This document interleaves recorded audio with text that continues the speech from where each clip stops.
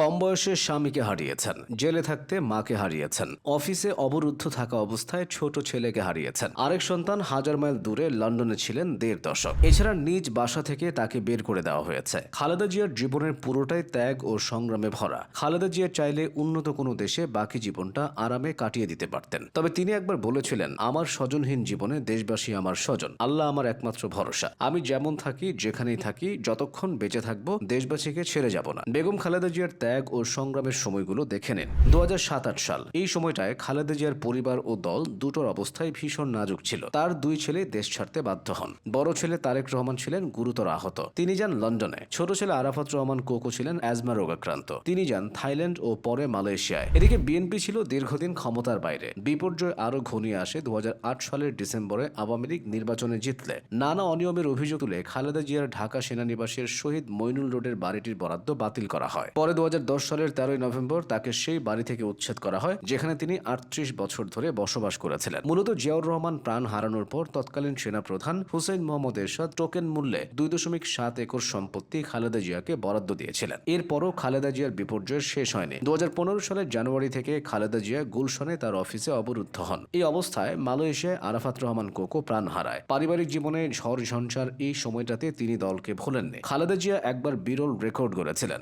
মাত্র ১৪ দিনে তিনি প্রায় ১০,০০০ কিলোমিটার পথ অতিক্রম করেছিলেন। বিধ্বস্ত বিএনপিকে নতুনভাবে সংগঠিত করতে তিনি একের পর এক জেলা পাড়ি দিয়েছিলেন। শতাধিক জনসভা ও পথসভায় নির্বাচনী ভাষণ দিয়েছিলেন। এভাবে বাংলাদেশের নির্বাচনী অভিযানের ইতিহাসে খালেদা জিয়া রেকর্ড গড়েছিলেন। তখন ছিল নির্বাচনের সময় ২০০৮ সালের নির্বাচন, কিন্তু বিএনপি সেই নির্বাচনে হেরে যায়। পরাজয়ের পরও তিনি নতুন উদ্যমে কাজ শুরু করেন। কিন্তু ২০১৩ সালের নির্বাচনের আগে খালেদা জিয়াকে অবরুদ্ধ করে রাখা হয়েছিল। তার গুলশানের বাড়ির সামনের রাস্তার দুই পাশে বালির ট্রাক দিয়ে আটকে রাখা হয়। ওই সময় খালেদা জিয়া রেগে গিয়ে পুলিশদের উদ্দেশ্য করে বলেছিলেন, এরা সবাই গোপালগঞ্জের নামই বদলে যাবে। কিন্তু ছোট ছেলে আরাফাত রহমান কোকো প্রাণ হারানোর পর থেকে খালেদা জিয়ার শরীর ও মন ভেঙে পড়ে। তিনি অসুস্থ হয়ে পড়েন। খালেদা জিয়ার অসুস্থতা তাকে ও বিএনপিকে বেশ ভুগিয়েছে। তিনি হার্ট, কিডনি ও লিভার সহ বিভিন্ন ধরনের রোগে ভুগছেন। তার হার্টে ৩টি ব্লক ছিল। আগে একটা রিং পরানো হয়েছিল। তাই ২০২৪ সালের জুনে তার শরীরে পেসমেকার বসানো হয়। হৃৎপিণ্ডে লাগানো এই পেসমেকার একটা ইলেকট্রনিক ডিভাইস। এটা নিয়মিত বিরতিতে হার্টকে সিগন্যাল পাঠায় যাতে হার্ট পাম্প করে।